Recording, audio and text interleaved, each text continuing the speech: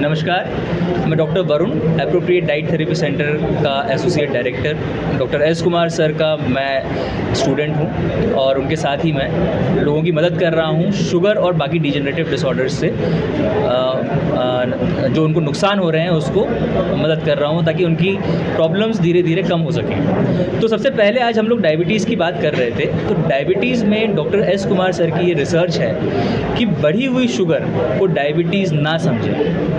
Research का आधार ये था कि दवाइयाँ और इंसुलिन लेने के बावजूद पेशेंट की शुगर कम क्यों नहीं होती। तो एक बहुत ही शॉकिंग रिजल्ट सामने आया रिसर्च का कि 90% पेशेंट्स को भारत में डायबिटीज़ ना होते हुए भी डायबिटीज़ की दवा दी जा रही है और उसका कारण है अधूरी जांचें। क्योंकि प्रॉपर डायग्नोसिस नहीं होता, इसीलिए प्रॉपर ट्रीटमेंट प्लान नहीं किया जाता और एक्चुअल रूट कॉज जो है बीमारी का वो नहीं मालूम पड़ पा रहा है। तो इसी कारण से उन्होंने जब रिसर्च करी तो पाया कि 8 प्रकार की टोटल जांचें होना चाहिए जिनसे ये मालूम पड़ता है कि शरीर में इंसुलिन बन रहा है या नहीं।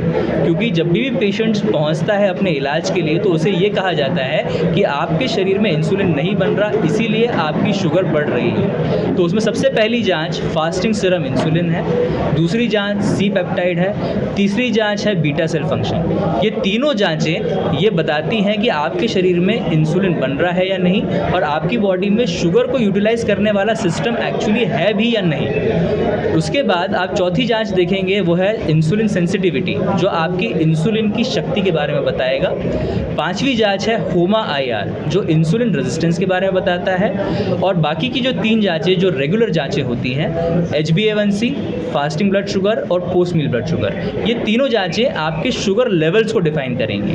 तो इन जांचों के आधार पे परफेक्ट डायग्नोसिस पॉसिबल है और इसके बेस पे आपका जो भी प्रॉब्लम है उसका सोल्यूशन आपका निकल सकता है। और डॉक्टर एस कुमार की रिसर्च ये भी बताती है कि आपका प्रॉब्लम आपके किचन में है और उसका सोल्यूशन आपके किचन में ही है। सबसे पहले कारण बता दीजिए कि लगातार ये है कि सब लोग शुगर कम करने में लगे हुए हैं, इंसुलिन को बढ़ाने में लगे हुए हैं। अगर आप देखेंगे कुछ दवाइयाँ ऐसी हैं जो इंसुलिन को एक्टिवेट करती है और ज़्यादा बढ़ाती है, कुछ दवाइयाँ ऐसी भी हैं जो शुगर को यूरिन के रास्ते से बाहर निकाल रही हैं। तो हम शुगर मैनेज करने में लगे हुए हैं लेकिन शुगर के यूटिलाइजेशन पे कोई काम नहीं कर रहा। आपकी बॉडी की कोशिकाएं अगर शुगर का उपयोग नहीं करेंगी तो ब्लड में शुगर बढ़ा हुआ दिखेगा।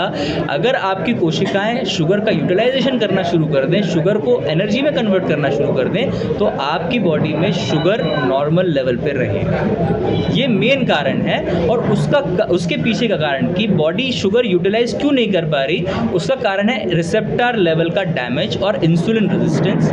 और इसके पीछे का जो कारण है, जो मेन कारण, वो आपके किचन में है, जिसका कारण तेल में छुपा हुआ है, खाने के तेल में। तो ऐसा कोई भी तेल अगर आप उपयोग कर रहे हैं जिसमें गर्म करने के बाद धुआं आता है, उसका रंग बदल जाता है, वो आपके शरीर में आपके रिसेप्टर्स को डैमेज कर रहा है, इंसुलिन रेजिस्टेंस का वो जनक है। और अगर आप वही तेल लेते रहेंगे तो आप ज़िंदगी भर आयुर्वेद, होम्योपैथ, एलोपैथ कोई भी दवाइयाँ आप लेते रहें, आप बस चेंज करते रहेंगे। आप एक पैथी से दूसरे पैथी में चेंज होते जाएंगे, लेकिन शुगर कंट्रोल आपका नहीं हो पाएगा। क्योंकि बहुत सारे लोगों को ये भी लगता है कि हम वॉक कर रहे हैं, 5 किलोमीटर चल रहे हैं, योगा कर रहे हैं, लेकिन फिर भी उनका शुगर कंट्रोल में नहीं है आज। तो उसका कारण ही ये है क्योंकि जो रिसेप्टर होता है वो बेसिकली एक एंट्री पॉइंट है। आप मान के चलें, आपके घर से जब आप बाहर जाते हैं तो ताला लगा के जाते हैं, तो वो जो ताला स्पेसिफिक चाबी होती है जो आप ही के पास है, उस चाबी को अगर कोई और, मैं अगर अपनी चाबी लगाऊंगा तो आपके घर का ताला नहीं खुलेगा। ऐसे ही इंसुलिन वो स्पेसिफिक चाबी है जो रिसेप्टर को ओपन कर सकता है और रिसेप्टर ओपन होते ही शुगर एंटर करने वाले दरवाजे ओपन हो जाएंगे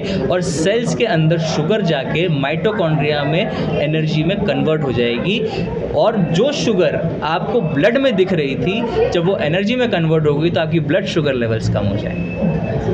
आपको अपनी डाइट बहुत इंपॉर्टेंट है चेंज करना। अगर डाइट आप नहीं करते हैं तो किसी भी प्रकार की पैथी आपको सपोर्ट नहीं कर पाएगी। जो रिजल्ट आपको चाहिए वो शायद डिजायर्ड रिजल्ट्स आपको ना मिल पाए। सर, जैसे आपने तेल बताया, रिसर्च में 3 मुख्य चीज़ें जो सामने आई। पहला तो तेल है, तो सरसों, सोयाबीन, सनफ्लावर, ये सारे जो तेल हैं हमारे यहाँ पे रेगुलरली यूज़ किए जाते हैं और भी कई सारे तेल हैं। लेकिन इन सब में एक ही प्रॉब्लम है, इनका स्मोक पॉइंट। इनका स्मोक पॉइंट बहुत लो होने के कारण जैसे ही इनको टेम्परेचर दिया जाता है, जैसे ही इनको हीट दी जाती है, ये trans fatty acid, advanced glycation end products, acrylamide, एक्रेलोमीन, ऐसे 30 प्रकार के अलग अलग केमिकल्स में कन्वर्ट हो जाते हैं जो आपकी कोशिकाओं को जकड़ लेते हैं, उनके रिसेप्टर्स को इंसुलिन से मुलाकात करने ही नहीं देते। तो जब चाबी अंदर घुसेगी नहीं ताले में तो दरवाज़ा कैसे खुलेगा?